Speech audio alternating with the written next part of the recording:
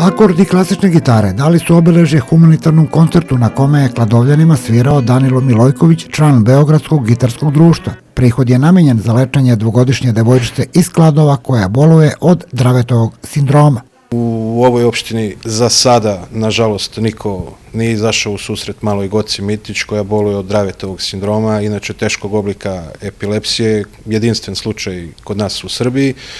Nama je to bilo sasvim dovoljno da Danila kontaktiramo, pošto je naš meštanin, da dođe i održi ovaj humanitarni koncert. Sav prilog je namenjen Goci Mitić i njenoj majici. Bolest je, kao što sam rekao, jedinstvena u Srbiji, mogućnost postoji, ali lečenje je u inostranstvu.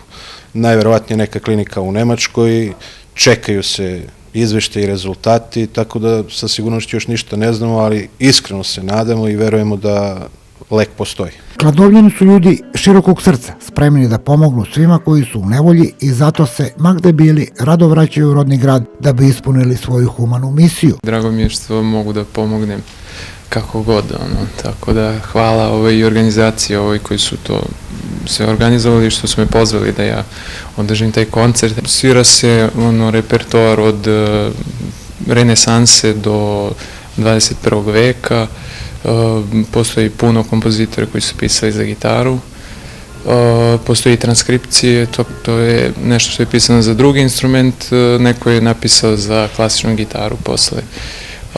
Tako da jako interesantno svirati jer na jednoj toj solo gitari se može uključiti, zvuči kao čitav orkestar u suštini. Svi koji su bili sprečeni da dođu na koncert, a žele da pomognu dvogodišnjoj devojčici, prilog mogu uplatiti na žiro račun broj 205-900-101920179014 kod Komercijalne banke. Akciju su pokrenuli Centar za humanitarno delovanje Logotera i ARK uz podršku Osnovne škole Vuk Karadžić i Centra za kulturu.